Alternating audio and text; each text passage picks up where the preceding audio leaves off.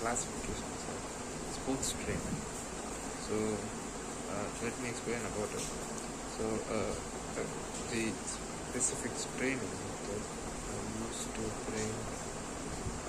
used to bring about specific outcomes, and even the timing and order of when to use each training method can be planned to the finest detail. All methods of the training need to be specific to the individual performance, component of fitness, and the activity. There are different varieties of classifications of training, and in that I'm going to speak about some few. The first one is continuous training, second one is fartlek training, third one is interval training, and then fourth one is circuit training, and then weight training, and then the last is plyometric training. So let me explain about the continuous training. Continuous training is nothing but it helps in development of cardiovascular fitness. So in that, minimum of 20 minutes sub-maximal, where to explain it simply, the runner or an athlete who maintains his sub-maximal work in a 20 minute space, and where he has a steady rate and low intensity. The next one is the target heart rate range. The range is between 60% to 80% maximum heart rate. That is, maximum heart rate is nothing but 220 minus your age. It gives you the maximum heart rate of a person or an athlete. So he can maintain that. He can maintain 60 to 80% pace, where it helps in his cardiovascular fitness.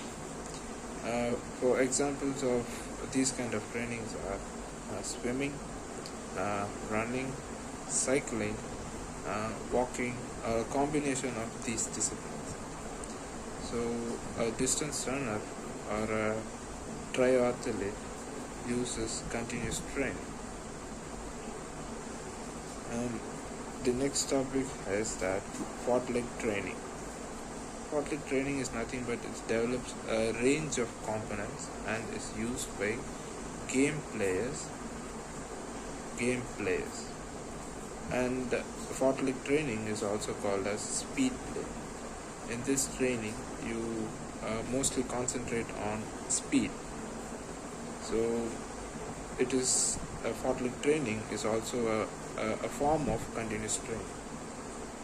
So changes fartlek training is where there would be a change in speed. It also includes of different terrains were used for an athlete for his exercise and a change in intensity. So in this training, they use both aerobic and anaerobic to be done in the quantities that suit the performer, and it is more varied than continuous training, where in continuous training they mostly concentrate on aerobic, where they sustain their submaximal heart rate. For example of fartlek training, footballers, tennis, hockey players would use this fartlek training. The next is interval training. Interval training is nothing but it helps in development of strength, speed, muscular endurance, and cardiovascular endurance. So in interval training, you can easily get it from the top, the word interval. So it's nothing but you take an interval, or you take a rest, or you give a rest to your muscle for a particular period in your workout. For example, you jog for 10 minutes and you give a break of 2 minutes, and then again you jog for 10 minutes. The 2 minutes break or the rest you give is nothing but an interval. So by giving this, your muscle gets adapted according to it, and the performance and progression also will be good. So in interval training, the periods of work interspread within the periods of rest. A wide variety of fitness types can be developed. So structured by planning the duration of the work and rest intervals, the intensity of the work intervals and the number of work rest intervals. An example of a sprint session might be 6 into 100 meter at 12 seconds with 2 minutes rest in between. Same example, let me give you another one. You do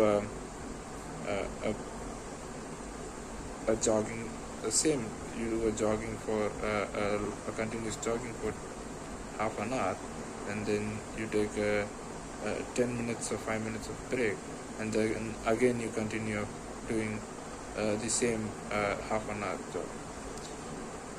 Okay, interval. And then interval training can be used for almost any sport, providing it is planned for the type of fitness required. So interval is actually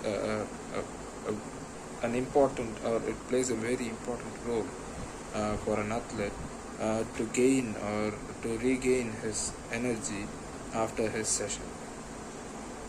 So we'll move on to the next topic, that is circuit training.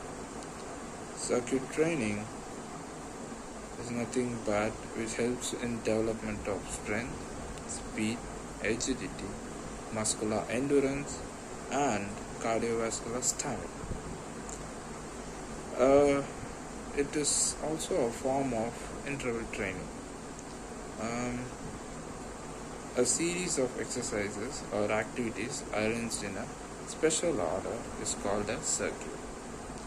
A circuit usually involves 6 to 10 exercises performed at a station, where each station will have different exercises.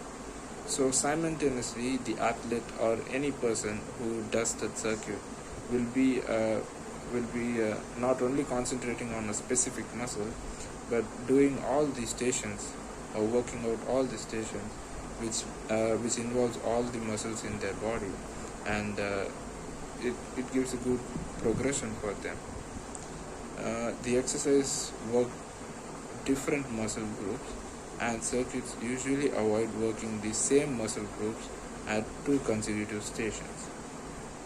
So examples of circuit exercises are sit-ups in first station, second station press-ups, and third station squats, fourth lunges, and fifth is step-ups. So each of these in all these 5 stations, the exercises done are totally different, activate totally different muscles and develop according to them. So sports skills can also be included, such as dribbling, shooting, and passing of basketball in between the players. So circuit training can be used for almost any sport, providing it is planned for the type of fitness required. Okay, and a circuit training for a game, for a team game, circuit training is the best one. I would recommend it. And then let's go to the next one, that is weight training. Weight training, it helps in strength and muscular endurance. It is also a form of interval training. The intensity is measured in a percentage of the most weight a person can lift one time, and is known as 1 RM per max. This test is done so that you can know the maximum weight the person can take or can do it. So in this training, time is structured in reps and sets with specific timings for recovery between sets involves low weights and high reps. So strength training involves high weights and low reps. Muscular endurance training and involves low weights and high reps. Huge range of possible lifts combining machines, free weights and body weight exercises. So most sports performers and athletes use weight training to improve strength and muscular endurance. For example, cyclists, rugby players and athletic throwers. So weight training is not only bulking your muscle but also gives an explosive power to your muscle by strengthening it. So for example, a shot put thrower who does weight training and specifically on his hands and his biceps and triceps, so that he can throw the shot at a far range and get a good result. So next and the last one, it is plyometric training, which helps in development of power. This training is basically not for the beginners, and it is only for the elite athletes or elite athletes. So it is a highly intensity exercise involving explosive movements. So this training is actually done in a complex way. So that's why we tell that this training is majorly given to the elite athletes. The muscle is lengthened and then rapidly shortened to develop the explosive capability of the muscle, like an elastic band which recoils after being stretched. So this is suitable for well-trained athletes. Can easily cause injury if not used properly or not enough recovery allowed. So that's why if a basic athlete who goes for a plyometric training, he might easily get injury, and that might give him a break, and he might get fatigue on it. So it should be the training method or the steps taken should be in a progressive way, step by step. So very effective. This plyometric training is very effective for developing power, where it gives an explosive strength to your muscles. It also involves bounding, hopping and jumping. Any sports requiring sprinting, throwing or jumping would use plyometrics. For example, netballers and volleyballers. So I hope everyone understood what I conveyed through my knowledge or through my notes, which I gathered from our sir. If so, any doubt, please give a comment, and take care. Goodbye. See you guys.